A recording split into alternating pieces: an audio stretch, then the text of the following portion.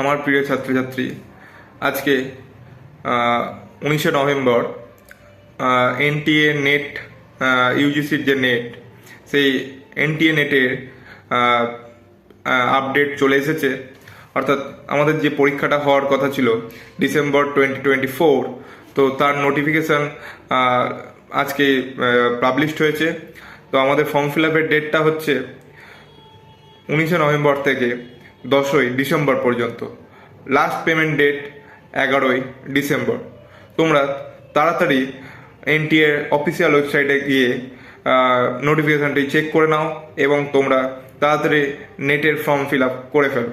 তোমাদের পরীক্ষাটা হচ্ছে, যেটা ডিসেম্বরে হওয়ার কথা ছিল, সেটা 1 মাস পিছিয়ে গেছে বলতে জানুয়ারির 1 তারিখ থেকে 19শে জানুয়ারি পর্যন্ত। আর যে ফিস ছিল সেটা একই আছে। তো